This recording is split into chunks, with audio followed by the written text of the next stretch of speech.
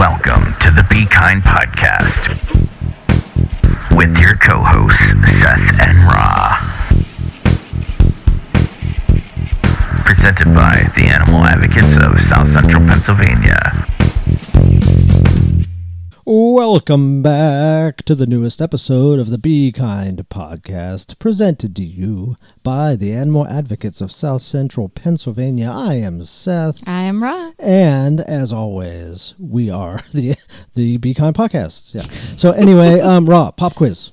What's your favorite kind of apple? I like a lot. See, of apples. you are I like always Granny Smith. bad I with like these Fuji. You know, I can tell you what I don't like. Uh-huh. I don't like Macintosh. Yeah. I don't like them bad. for fresh eating. They're not. That's but absolutely. other than that, I like all apples. Really? Even a Red Delicious? I like Red Delicious. What? I don't like store-bought apples at all because they're all kind of like solid water. They're like eating solid water. Right. But if you go to like a local orchard and you get Red Delicious, they are very delicious. Okay. You know what? I'm going to have to take your word for that, but I'm going to do it. Do it. Yeah. Me, it is a Honeycrisp. Yeah. Oh, they're good. They're good. Damon Wine Set. Ooh, those are very love the good. name. Oh, they're good too. Our listeners are like, who's talking? All right, so today we have a very special guest. This is Gail Bumstead. Gail, welcome to the Be Kind podcast. Thank you. How are you doing today?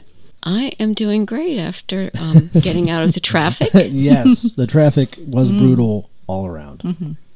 So, Gail, you have been very active in the local animal advocacy scene for a long time. You can say it. 4 decades. I'd call that, significant. Why don't you just tell us a little bit about yourself and how you got into it and what you've been doing for all this time? I will. Well, thank you for having me, first of all. First, I was humbled to hear that you want to hear something I have to say. But as I started thinking about this, I do have a few thoughts I would like to share. Excellent. But I would like to start with some breaking news. Ooh. A lot of people probably saw this on Facebook or YouTube, or it's been all over. But it just brought joy into my heart.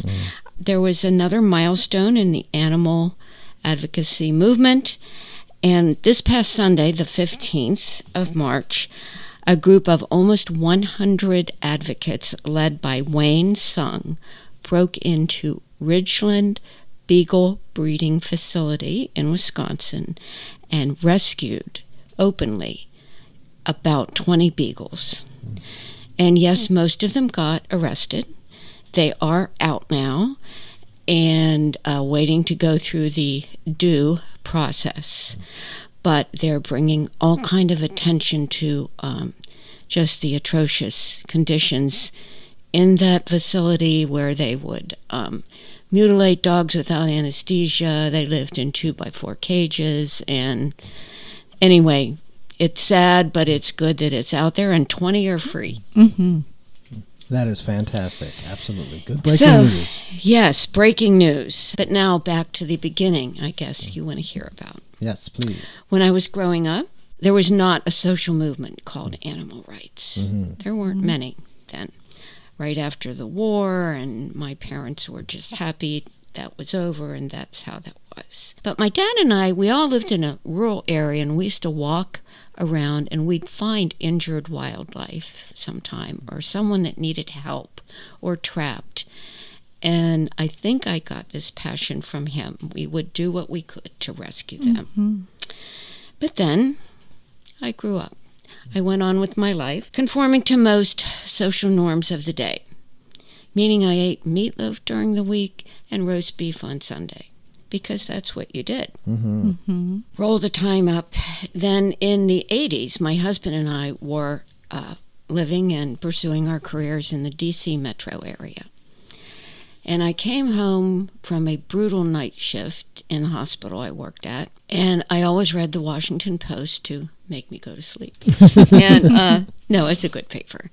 And I saw this little ad: if you love animals, contact us. We're doing something. That's about all. And I thought, okay. And I went to the first meeting where they said it was. And the group was then a little-known group by the name of PETA. Yay! I had a good feeling you were going to say PETA. I'm a big fan. I had just a really terrific experience while I was there with them. It changed my life and pointed me in the right direction. I learned so much from Ingrid Newkirk. They were in Maryland then, near where we lived, where now they're located in North Carolina. And the volunteers there, it was just phenomenal. People like me. One of the first things I participated in, I was asked to attend a rally with them on the grounds of the National Institutes of Health. And on arrival, I found a big screen set up, and a lot of people were watching with their mouths hanging open. And as I looked, undercover videos that had been, and photographs had been taken of primates being experimented on. And these horrific things were being done, paid for with all of our tax dollars. And I can remember that was one of my defining moments. Sitting there alone in the grass, looking at that screen and saying, this is what I need to do. I need to help stop this. And that's what I've been doing. So I've been vegetarian most of my adult life. I became vegan a bit later. I can't explain why it took so long. I had a friend explain it to me. I don't know if you've ever heard of the classic book, The Case for Animal Rights by Tom Reagan. It was written in 1983. I don't think I know that one. Read it. You get it. Recommend it. He is a philosopher out of North Carolina. Anyway, he explained to me that we have compartments in our brains, okay? So pre-vegan, if you're out in the store and you're looking at the meat counter, your other side of your brain is not thinking of a cow being decapitated and gutted. You're thinking of dinner. Then it just takes the right environment, help, stimulus, movement, whatever, to knock some of those compartments down. And once they're down, an activist is born. And he really helped me understand that. And then on with PETA. We were still in the D.C. area. Another action I participated in was, it was humbling, honoring, and frightening at the same time. 4 of us, who were all nurses, climbed on top of the roof of a biomedical research lab to protest the inhumane experiments going on there, again, to primates. This time it was chimpanzees. We did not save any animals that day, but the protest drew a lot of press. Good. We were then handcuffed and taken to jail. That was my first experience with that. We were released on our own recognizance and sentenced to the crime of criminal trespass, but our punishment was community service. Okay. So we went to see the officer that was in charge of setting that up. And we told him the story, just the story I told you, and who we were and why we did it. And he said, why don't you do your community service at PETA? It's charity. It's a 501c3. Wow. Yeah. It's like, so that was a win. Unbelievable. A win-win. Yeah. Yes. Yeah. So we did that. Let's move on to Pennsylvania without any more of those escapades. In 1989, we moved back to PA. Then I became involved with a group called Mobilization for Animals, which were out of Pittsburgh.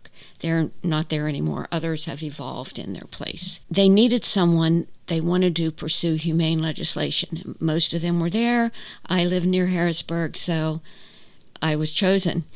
And I worked with a woman named Jonna Seaton. I don't know if she's still in this area, and semi-retired. We worked together as lobbyists and learned as we were doing.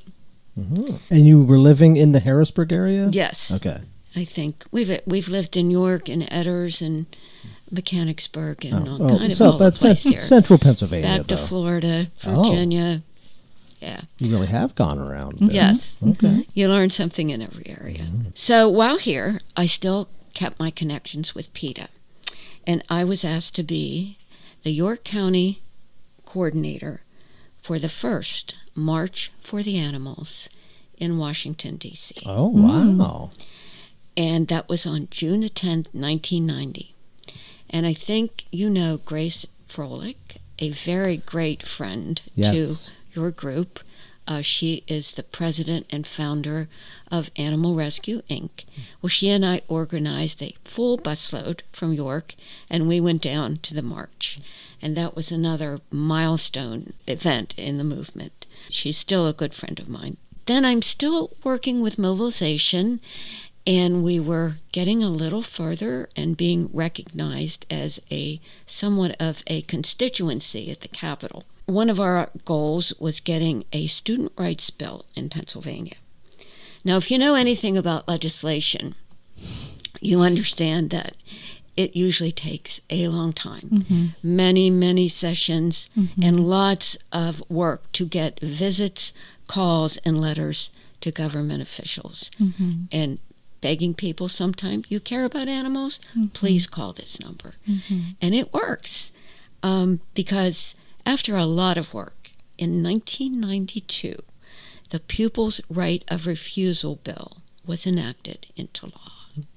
We have a student rights bill here in Pennsylvania. Wow. And it says that it gives students the right to refuse to dissect or vivisect, and then to do an alternative project to complete the course objectives.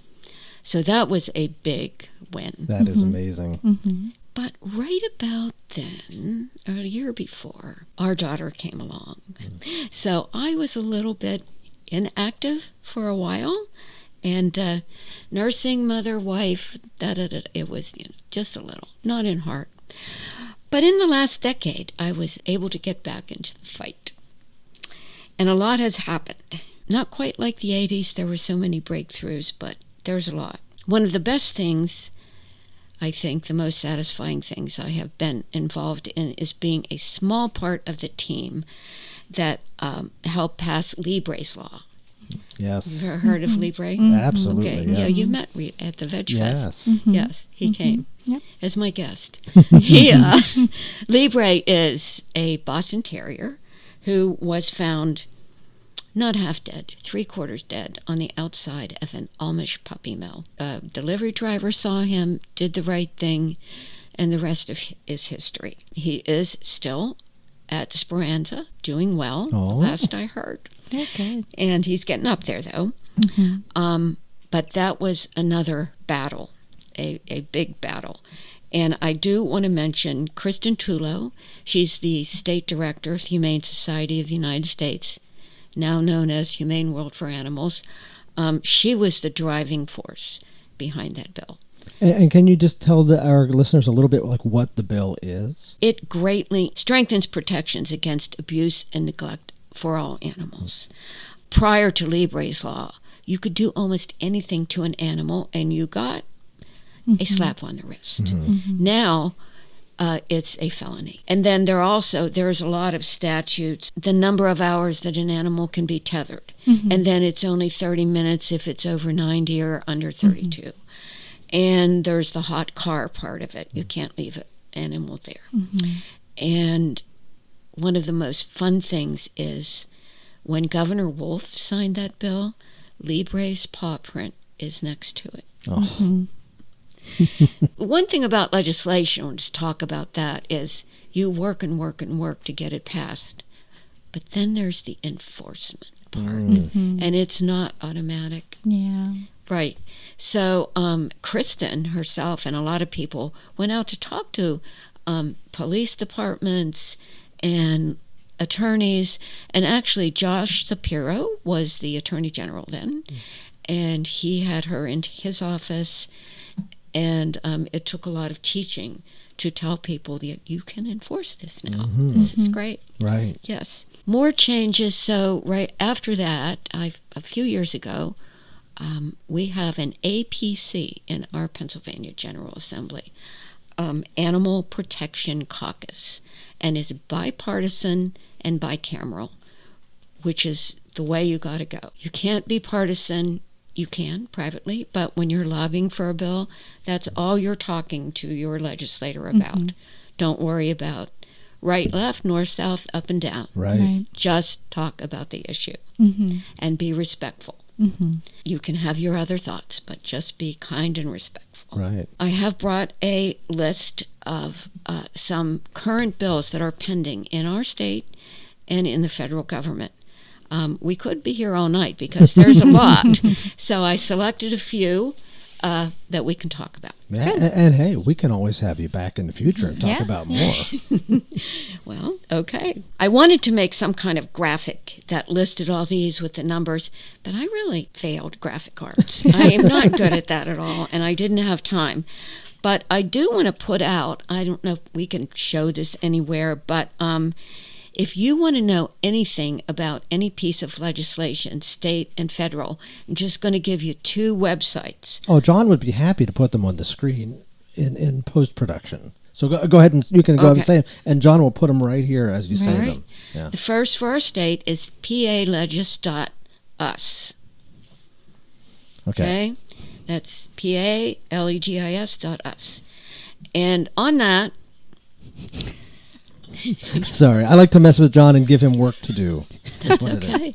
But it's all for the animals, is what it is. Yes, it is. Yeah. And on that, as well as the federal one I'm going to give you, you can find out who your legislator is. If you don't know, you type in your zip code. You can find out what he's done, or if you think you know about a bill, you can put the subject in and it will come up, or by the bill number, who the prime sponsor is. It's a ton of information, and it's all paid for with our tax dollars, so it's free. Excellent. Yeah. Though that's for PA state bills. Then for anything on the Hill, Capitol Hill, Congress, just congress.gov. Well, you don't get any easier than that. They made it easy. Yeah. Can you imagine? I know. This is so unusual. So same thing with that. You can type in subject, your legislator, committee, all kind of things like that. And because as I'm talking about these bills, you're probably not going to get it all, but just look it up on these 2 sites and you will find it, even if you just jot down the bill numbers. Just to touch back on Libre's law, it was passed through an amazing amount of work. Libre actually had his own Facebook page for a while, and he had over 10,000 followers. Nice. Some of our opponents have a little more money than us, but we have people that can call and talk for them. So that works. And I think Libre's law was passed because tens of thousands of people called the state capitol about him. So we can do it if we would all work together. Wouldn't that be nice? That's, yes. So if you want to see humane legislation passed, call your legislator, state or federal. So it does make a difference. Oh, I'm here to testify to that. It absolutely. I remember walking into an office on Capitol Hill, and the first thing the aide did, sat down with us and said, "We have gotten more mail on the SAFE Act than any other issue." And the member was co-sponsored then, so that it works. Right? Yes, it absolutely. You call, follow up with an email, go visit. You don't have to go to Harrisburg or Washington. You can visit them, and they all have local offices. Go and see them. Be their friend. Put them on speed dial. I just think there's a lot of cynicism or defeatism on people's parts where they think, our legislators are just going to do what they're going to do, and me calling or sending a letter doesn't change anything. They're just so it's good to know, or good for people to know that calling and that sort of thing does actually influence an outcome. It absolutely does. And do we always win with it? No. But I think if you don't have it, we won't win at all. Yeah. So, yes, it does. I've had legislators time and time again. Back to Pennsylvania again, when we were working on the student rights bill, the sponsor of that bill was Tom Murphy, who is a representative from Pittsburgh. He later went on to be mayor of Pittsburgh. He was involved in building the new stadium out there, and he was a good friend of mine. But this was a long time ago when I didn't know very much, and he took a bunch of us together, and I should put this in here. He actually told us to get in touch with every animal group, shelter, anyone associated that wanted to help animals, and he brought us to the Capitol for a meeting. So we learned how to work together, and some lessons on how to talk to legislators. And he would say, on the state level, federal's a little more, but if a legislator got 5 to 10 contacts on an issue, that was a lot. Wow. Coming My from the gosh. legislator's mouth. Yes, Huh. he did. He taught us a lot. On to the bills. First here, these are all going to be the first 4 state bills here in Pennsylvania. The first one is Victoria's Law. It's also known as the Pet Shop Kennel Act. And it is House Bill 1816, and there's a Senate version, finally. It's SB 1190. Victoria was a German Shepherd dog. She spent 10 years in a cage in a breeding facility in Lancaster. Their owners, the breeders, allowed her to be rescued, and she was rescued by Grace Hebert, director of Finding Shelter Animal Rescue. She has just saved tens of thousands of dogs over a long time. And the reason they let her go, she couldn't stand anymore to breed. The reason she couldn't stand, she had degenerative myopathy. That is like ALS in humans.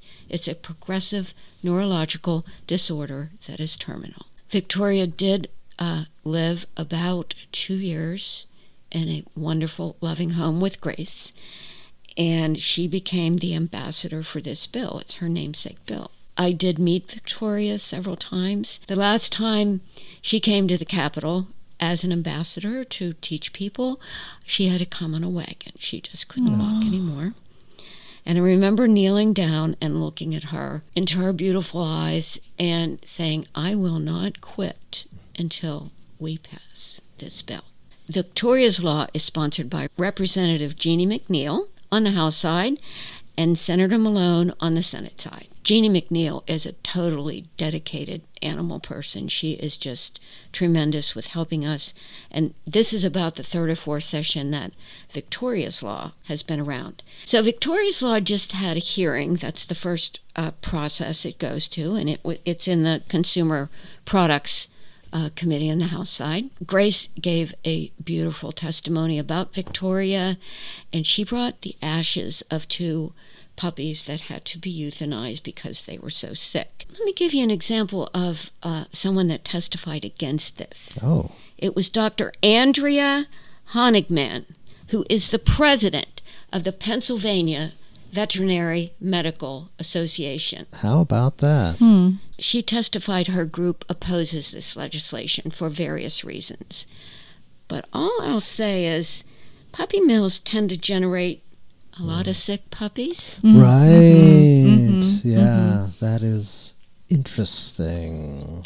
It's a fact. Yeah. That's all you're doing is stating a fact. And yes, she was up there testifying against it. So please, all of you that have a veterinarian, please tell them Victoria's Law, House Bill 1816, find out why their organization is against it, call your own representative, set them on the right track. Yes. Call them. Next up is the Companion Animal Cremation Consumer Product Act. That is a mouthful. Yes, thank you. So, or cremation bill for short, we can say that. Yes, there you go. Okay, its number is House Bill 1750 and Senate Bill 950. The prime sponsor is Representative Markosik, and on the Senate side, Nick Piscitano. So it was found that a funeral parlor out and a funeral director near the Pittsburgh area defrauded about 6,500 clients because instead of cremating their pet, he was dumping them and just giving them any ashes. So they were getting ashes, but they were Not their pets. Right. And charging them a lot of money. Right. That was the incentive for this. This bill seems to have the most traction right now because it passed unanimously out of the House Judiciary Committee, which if it gets out of committee that way, it's onto the House floor, and we're hearing it may get a vote next week. Oh, okay. Now, whether it gets a vote is really up to 2 or 3 long-standing, powerful people. And if they don't want to bring it up for a vote, they don't. And that is, that's a problem with our system, as in Washington. Right. Yeah. But again, people power works. So we have to count on that. So what does the bill propose? It's just going to be a fine, and there's going to be more regulations for funeral directors or outfits that do pet cremation. So basically it was kind of okay to do that earlier? Before this, yeah. Oh. I mean, they didn't give them their pet's ashes. Right. That you would think you would forever. Right. So is this just specifically getting animal ashes versus non-animal ashes? Because I know a lot of pet cremations are like mass cremations where if like 10 dogs die at the same time, they'll cremate them all and then you'll get a little bit. Like, is it anything specific with that, or? You know, those are good questions, and I don't have all of that. I think that was part of the problem. Okay. They'd either cremate a bunch together or not at all and just give them ashes. Right. So this, well, hopefully this would mean that you're getting your specific companion animals ashes. I will definitely be looking that That's one correct. up. Yeah, look it up. Go on palegis.us, and the bill number is HB 1750. And you can go the text of the bill, the sponsors, all of that. Okay, the next is a bill, an issue I've been working on probably since the 80s. And it's ending live pigeon shoots in Pennsylvania. We've all heard of that, right? Right. Since I was a kid.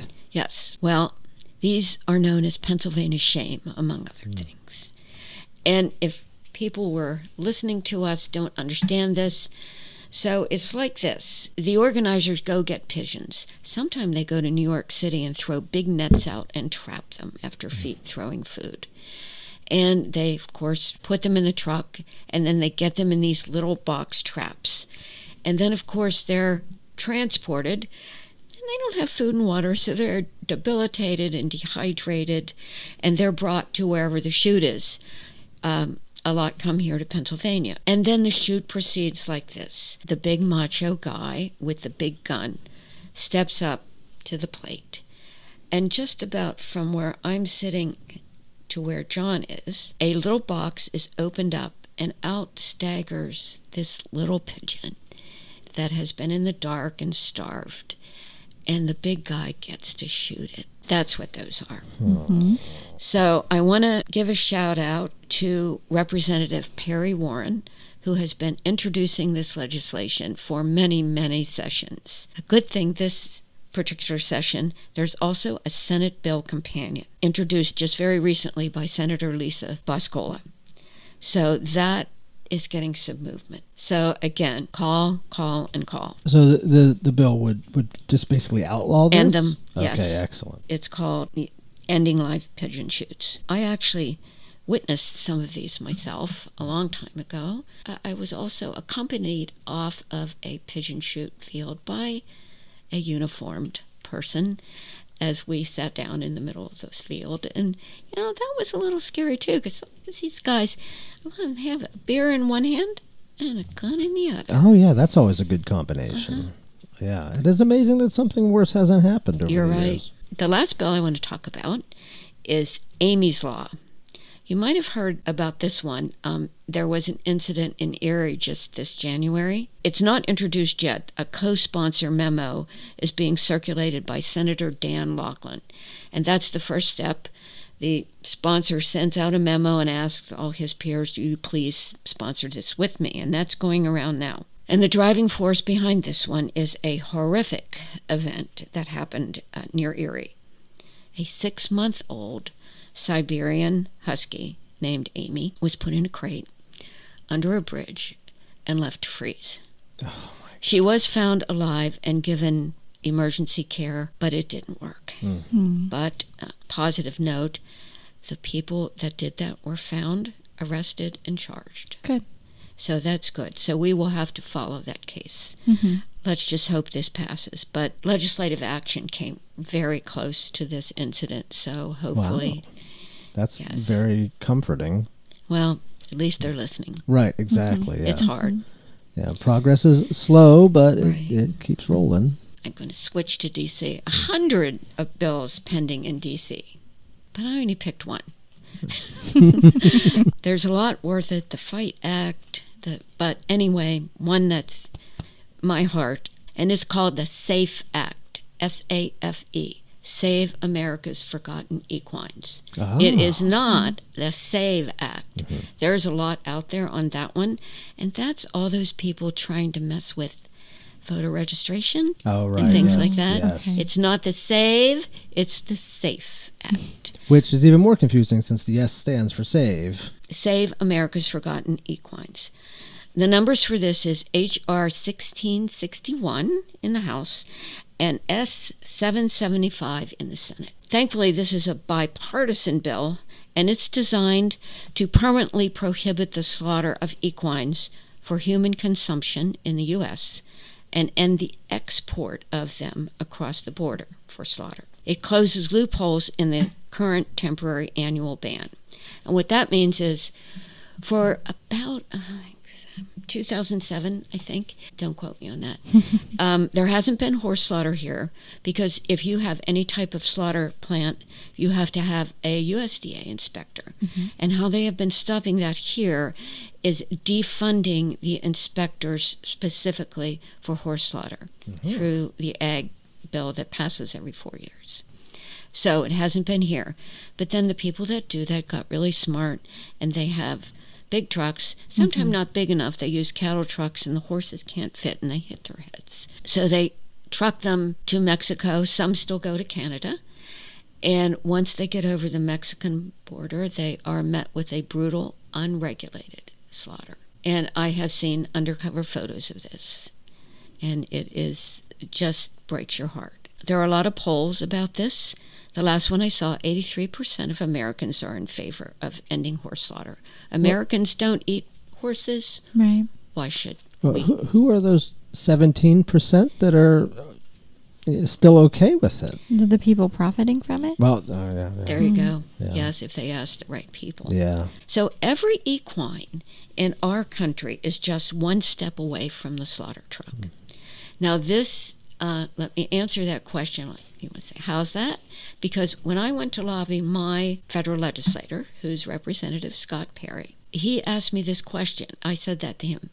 And I said like this, you get your kids a pony, and they're good with it, and and then all of a sudden your family dynamics change, they change, and you're just not getting enough interest or exercise. So you do your due diligence, and you find a family that takes your horse, and that's good.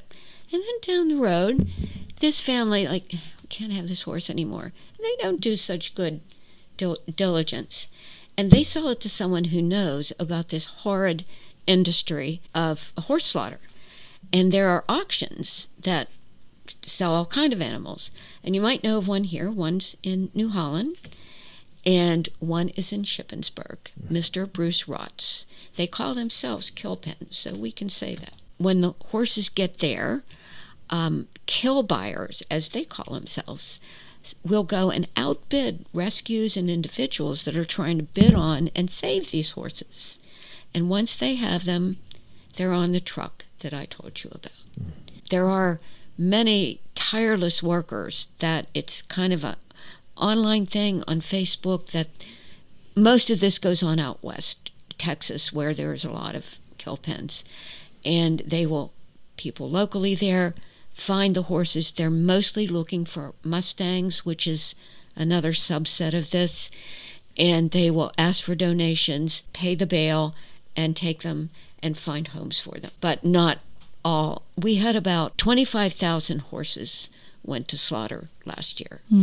But in a way, that's a selling point when you talk to your federal legislator, because even 10 years ago, there were hundreds of thousands of horses.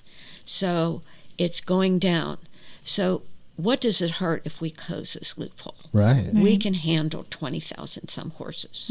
Absolutely. So that is a thing to say. The AVMA, now we were talking about the Pennsylvania Medical Association earlier. This is the American Veterinary Medical Association.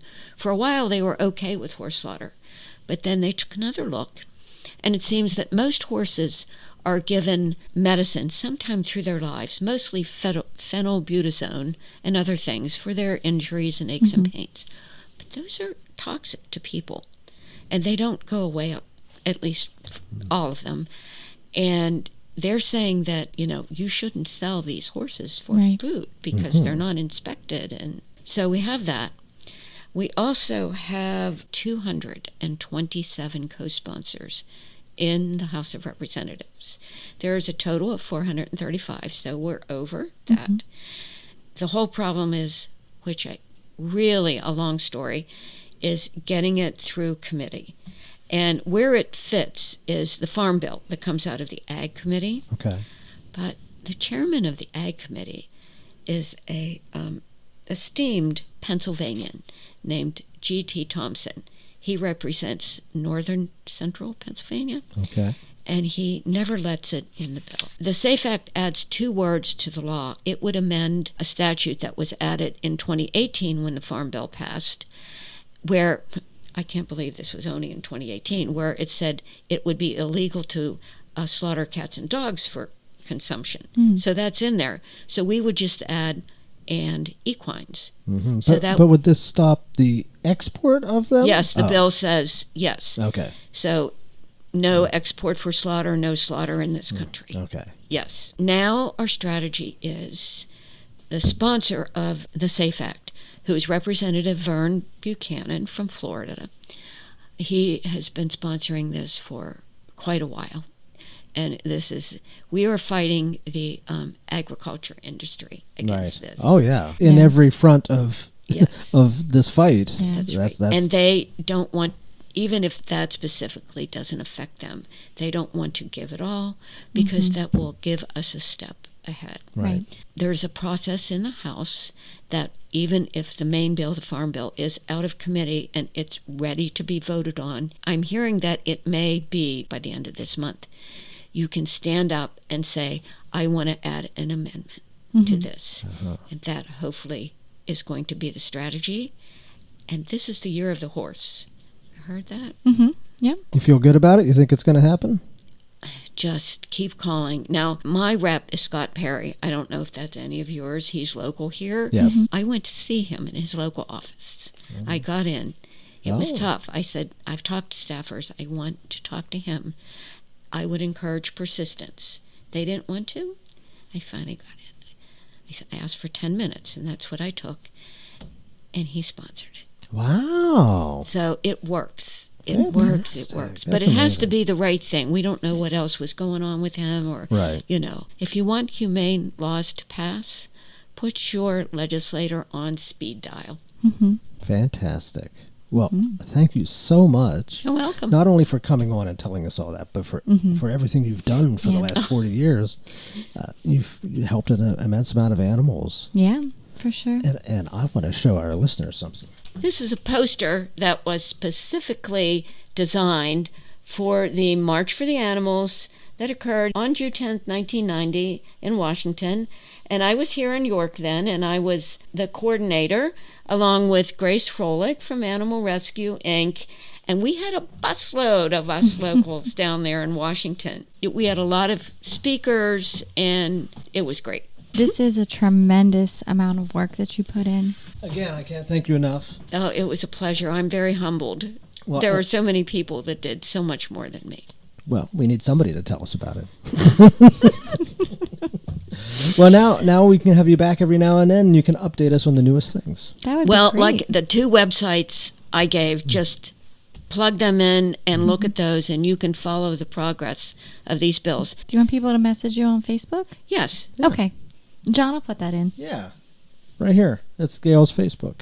Yeah. Yeah, that's on the screen. This has been the latest episode of the Be Kind podcast, brought to you by the Animal Advocates of South Central Pennsylvania with our very special guest, Gail Bumstead. Thank you for listening to the Be Kind podcast, presented by the Animal Advocates of South Central Pennsylvania.